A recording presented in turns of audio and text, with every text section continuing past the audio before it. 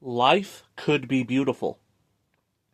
I know this to be a fact because at one point in time, life was beautiful for me. But at some point, beauty became benumbed. And it is only a past tense feeling into that beauty, where now it is only theoretical.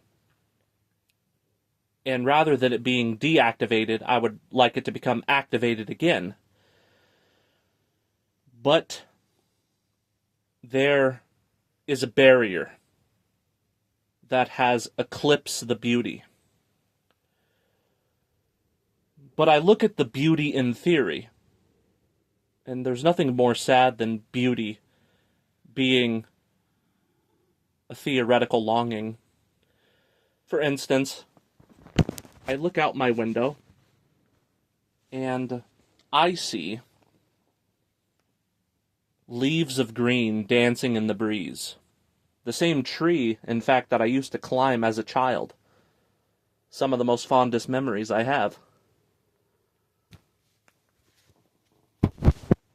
I look at my mother's rose garden, and I remember planting them when I was just a kid, before they were even able to produce flowers.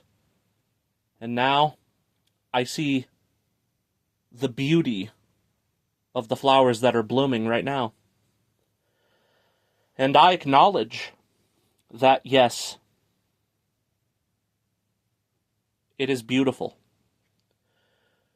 But just because I acknowledge that it's beautiful, am I able to feel into the beauty itself as I look at it perceptually? And the answer is no. I only feel a certain lackluster nostalgia that used to be a profound religious experience, so to speak, where I don't look at the tree that I used to climb as a child. I don't look at the rose garden that I helped my mother water, plant, and cultivate when I was a kid. I look at it now with a kind of theoretical beauty that's backed by an equivalent sadness that usurps the beauty. And I close my eyes and I try to embody the beauty that once was. But I find it to be a faint memory that is fleeting, but the little bit of pleasure that I derive from that feeling is better than the sight itself of me looking at it right now as we speak. And this is the unfortunate fact of life once you become a depressive adult. I find that a few years ago, when I made my first video, "Are you depressed like me?" I believed myself to be depressed, and for all intents and purposes, I was. But depression has a tendency to devolve, and it worsens to the point where the depression that you feel right now, you would do almost anything to feel the, quote, old school depression that you felt a few years ago when you considered yourself to be depressed. You know, I remember when I was in my early 20s and I considered myself to be depressed. And then again, the next year, I considered myself to be depressed. And so on and so forth. But it gets so bad as you get older, as it continues to ossify, calcify, as if rigor mortis is setting in on your soul.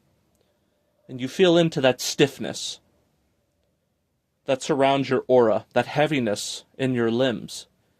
And you say, what happened to that old school depression? When I was in my 20s and I considered myself to be depressed, in my early 20s in my case. Let's go to that old school depression, huh?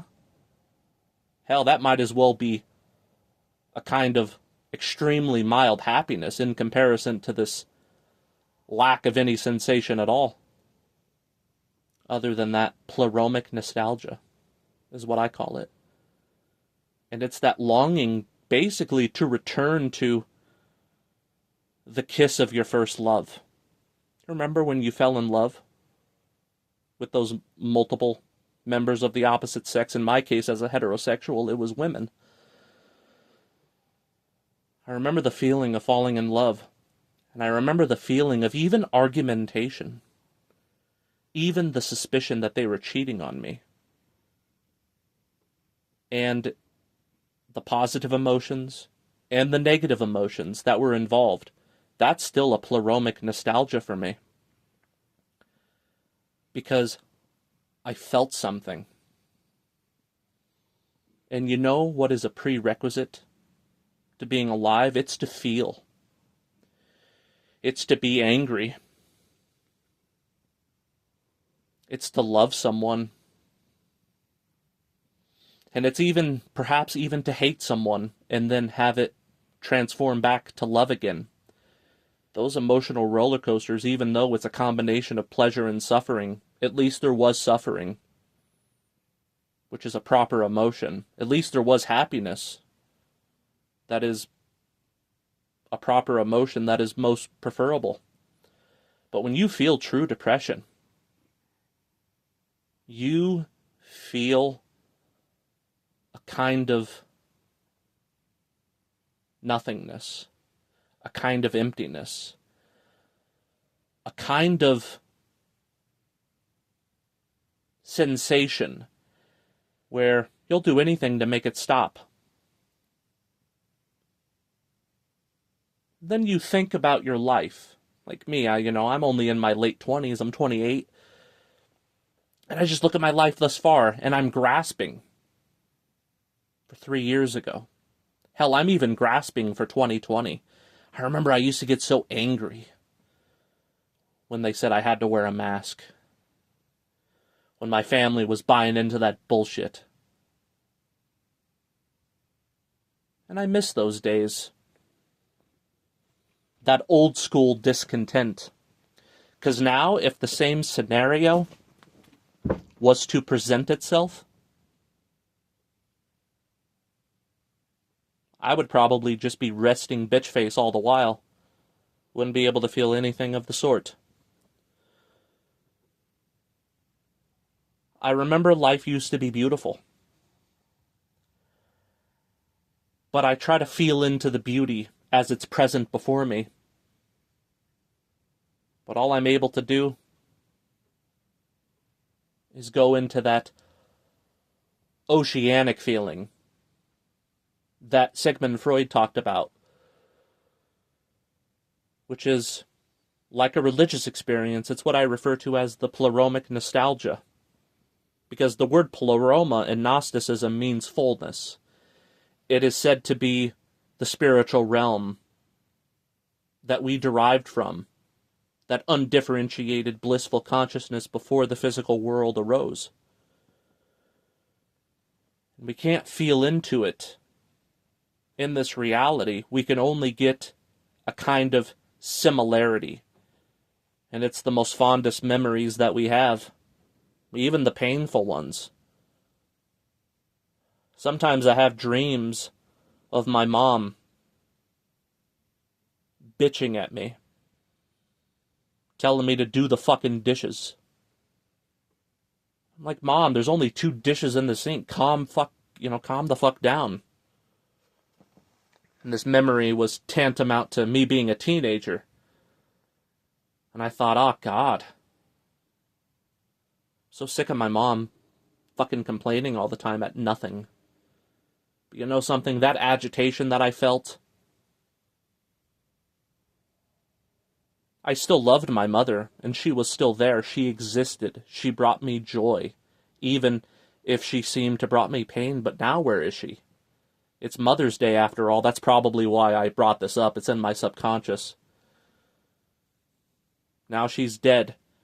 And just like the fact that my mother is dead, and just the fact that so many of my loving family members, particularly the grandparents on both sides of my family, they're dead. Yeah, I had good times, I had bad times, but that goodness and that badness, it was authentic and it was a human experience. But when they're gone, all you do is you long for both the good and the bad. Because it was something, as opposed to nothing. Right now, what do I feel? I feel a kind of nothingness. And I drink these beers to try to feel something. Do I feel anything after 13 beers? Got the 14th one open in my hand right now. No. I don't. Because this is a cheap prostitution of the Pleomic nostalgia. It is the cheapest of all whores, who charges only a quarter a hole. We're talking about a cheap 75-cent whore. That's what the sensation of alcoholism brings, as opposed to being sober with good times and bad times, when you actually felt something, whether it was good or bad. I wish I can go back to those days. I wish I can go back to my old loved ones, and I wish I could have done things differently. In short, rather than digressing and giving a bunch of anecdotal nonsense, I was ungrateful. Even when I thought life was bad a few years ago, life was both good and bad, and it was something, but this nothingness that I feel right now, it's a true hell. It's a true anhedonia. I just don't know what to do. I need a change of scenery, is what I need. But you know why that's not possible? It's because your amount of freedom in this world is codependent upon the amount of money that you make. Your net worth and the measure of that is what your freedom really is. And when you are employed to do 100% of the work in front of your supervisor, who's the owner and your boss, and you get 15%, and he gets all the rest, you know what I call that? I call that chump change. And you know what chump change gets me? It gets me a pack of American Spirits and a fucking 12-pack of beer. That's what that fucking gets me. Not even enough money to financially support myself. And this job is quite demanding. Physically, on my body. Sometimes I do work that's worth $1,000. How much of it do I see? About $150. And that's at best.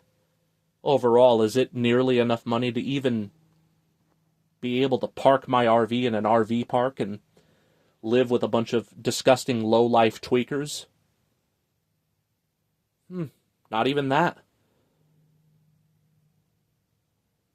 Hell, my father sympathizes with my situation so much that he actually said, you don't have to pay rent anymore. Because if you were to pay rent, I would end up just buying your groceries because you couldn't afford that rent, so just fuck the rent. Just focus on buying your groceries and the rest, do whatever you want. But I'm not the only one in this situation. There's people who make quite a bit more money than me, but they work full-time minimum wage. And, again, they can't financially support themselves. They're living in their fucking mother's basement, giving all of their money to rent. The rest they have left over, it goes for food and the little bit of fucking change that they scrounge for that gives them gas money, and that's their life, and they're considered better off than me because they work full-time. You know, I certainly don't make minimum wage. I make a bit more than that, but it's still not enough. I didn't want to digress about financial frustrations, but I really must say that the only thing that stops me from ending it all is the hope that things will get better. It's the hope that there's something in this world that could provide me happiness. So I go to the things that have provided happiness to me at one point in time. I've attempted to date in the past several months, but I ended up basically breaking up with them, implicitly speaking, where you're in that situation where is it me ghosting them or are they ghosting me? I don't know. I didn't text them. They didn't text me. It's because there's nothing there anymore. To fall in love with a woman, there's just nothing there. And if I fornicate with them, there was something physiological there. But once it reached its climax, pun intended, we're back to indifference, and you realize that you were just a superficial piece of shit because you're not even capable of even trying to love. You don't have anything in common with these people. Maybe you too, like I.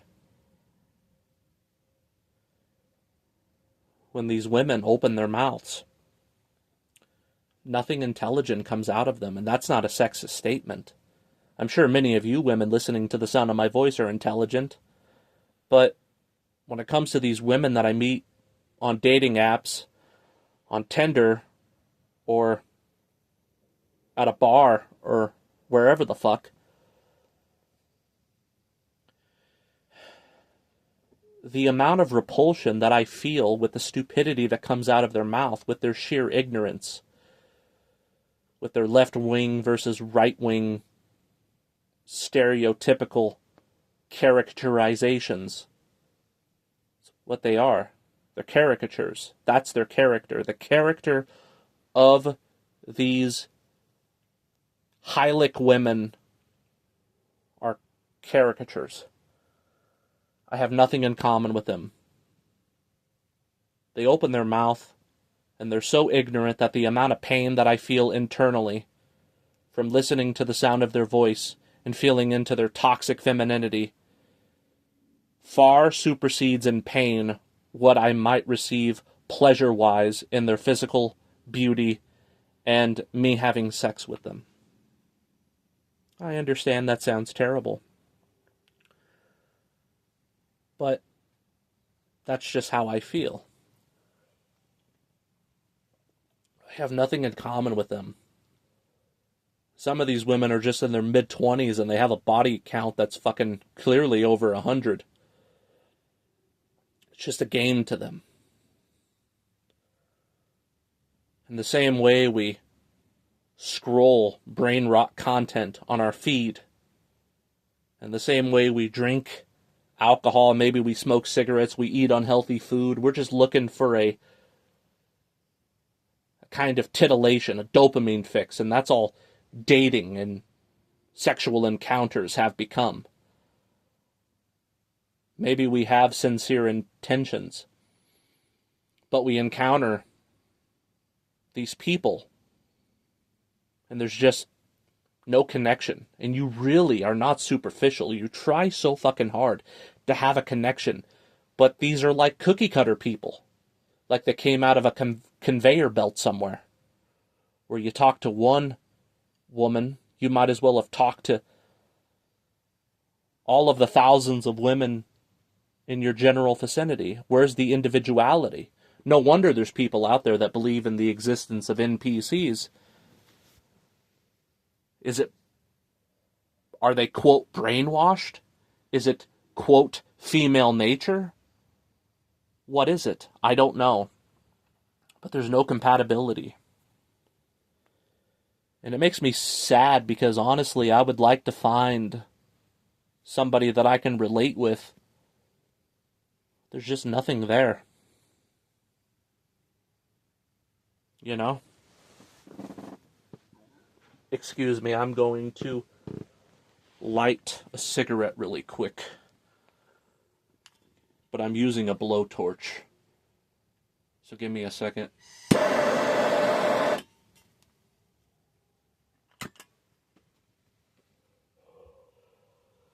If you think it's weird that I light cigarettes with a blowtorch, then I don't know what to tell you.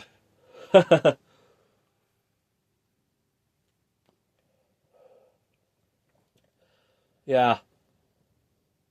This video is extremely random. Basically, what I'm saying is, there was a time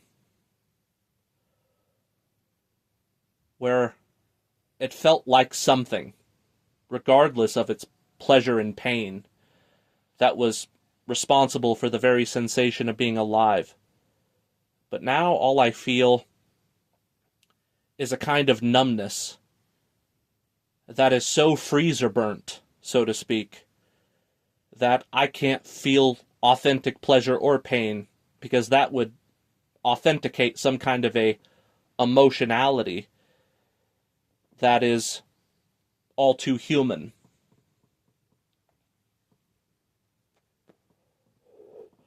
But recently, I haven't been able to feel much of anything. And whenever I get some kind of a relief,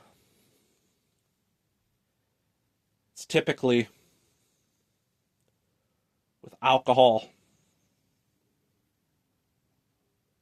and cigarettes. Mostly alcohol, but even that becomes desensitizing after a while. I mean, would it surprise you if me talking to you right now, I'm actually in a, quote, good mood? As good as it's going to get. And I'm technically fucked up. I should be. I have a lot of alcohol in my system, but I don't even really feel the inebriation.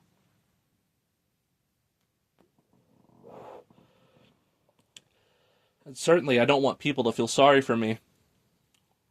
I assume because there is frequency planes out there of correspondence, I imagine that my listeners enjoy my content because they have something in common with me.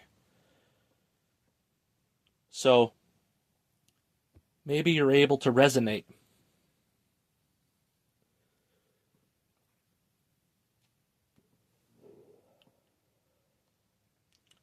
Nothing in this world really does it for me. It's like that saying that God is dead and the world is a corpse. I feel that to be true. Maybe I'm just projecting. Maybe that Jungian idea of projection is correct. And that's to put myself down, because that's to suggest that I feel that the world is dead because I'm dead on the inside. But I can't say full-heartedly that I feel dead on the inside because the world itself is dead. So it's a appropriate emotional reaction.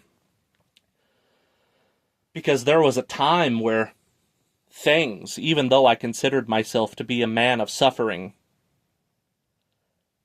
I was able to feel intermittent happiness. I was able to feel extreme frustration, where I was an advocate for truth, where I would try to wake people up, and even though it was negative, I felt something strong, I felt something profound. But now I don't even bother trying to wake people up. Who am I to wake people up when my shit's so fucked up in the predicament that I'm in? Hell, in part, I actually somewhat envy the human race. I certainly don't envy the fact that they're in ignorance and they're brainwashed. That's one thing I can say that I don't have in common with them, even if I am extremely depressed. But I see that there are people out there who do laugh. And even if it's at something stupid, it's authentic. But whenever I chuckle here and there, I realize that it was just nothing because it only lasted a couple seconds.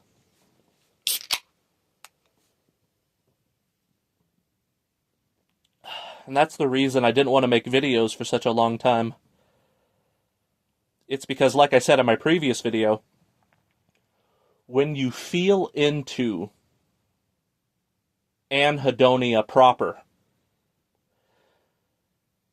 the only thing that you're able to do is really just describe the anhedonic dysphoria.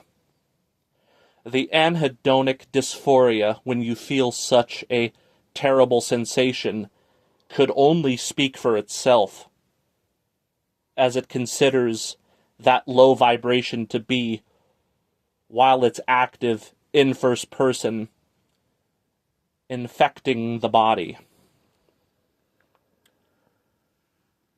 One of my favorite things in life that even surpasses the almost non-existent pleasure of alcohol, though it's better than being sober, is that wonderful feeling of falling asleep at night. And the wonderful feeling of getting up at 9 o'clock in the morning because you have to take a piss. And you realize that I can close my eyes and I can fall back asleep for a few more hours. And then you try to drag it on. You wake up at noon and your body is telling you to wake up, but you close your eyes. Please, just give me one more hour. And then finally, by 1:30 p.m., you open your eyes and you say, okay, I guess I have to get up. And then you try to do a daily routine on autopilot. And you try to do whatever you can to distract yourself from that feeling of major depression. So what do? You eat food. You go to your job. You pet your cat. Hell, one thing I actually enjoy that gives me authentic joy is actually seeing my nephews. I have beautiful nephews between the ages of 2, 4, and 8.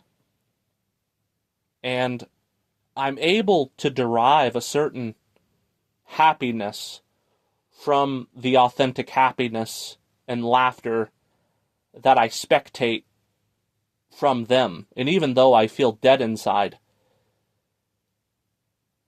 sometimes I'm able to feel a kind of secondhand happiness where I can't experience it on my own, but I could do something kind for another person.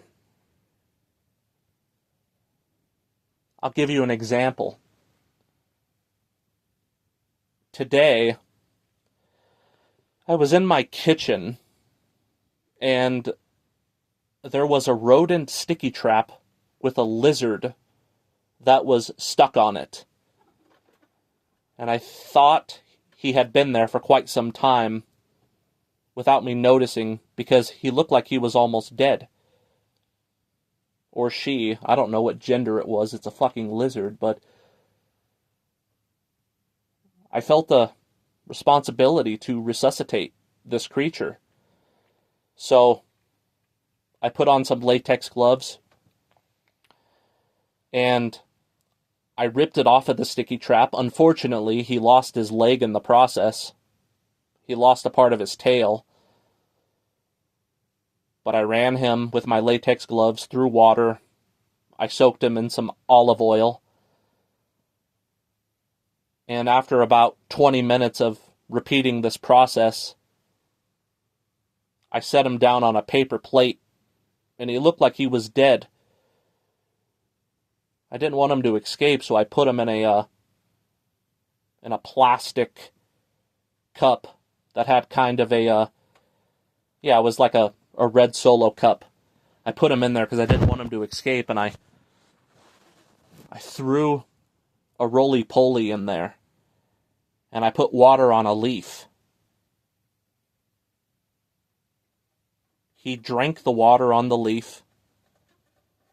Or she. Who knows? It's a fucking lizard. Then it had enough strength to eat the roly-poly, and I set it free outside. And I watched him, or her, fucking lizard, run away. And you know something? That made me so happy that I almost started crying. Doesn't sound like much, but the fact that I was able to resuscitate that creature, and I watched it go back into the wild, into the desert, I felt that I did something positive. And in the same way, when I'm around my nephews, who are small children, and they feel intense laughter and happiness, I'm able to get something from that. I'm also able to get something from talking to people who are relatively happy, such as my brother, even my father. Sometimes I'm able to kind of get a secondhand happiness, and I go into sympathy with happiness, but it's not happiness that I'm able to originate within my being. It's happiness that I'm able to witness from others, and it does something for me positive. But I used to be able to feel that way, organically and inherently. At least from time to time. Even though I considered myself to be a miserable bastard in a fucking hell realm.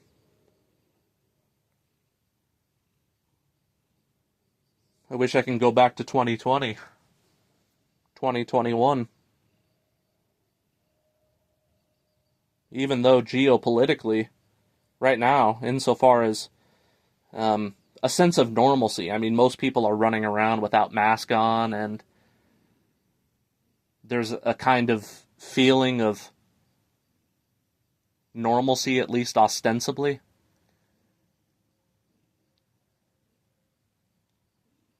And I was much happier when the worst event in American history was going on. And again, the question is, why do you feel this way? What are you doing wrong? I honestly, like I said in my last video, I don't fucking know. I don't know. What is this? My 15th Coors Light? Let me take a gulp of this. Ah. How did that make me feel? Not much of anything, but yet it's better than being sober. So there's my highlight. Got my cat on my lap right now. He's purring. I'm petting him. I wish I was the cat.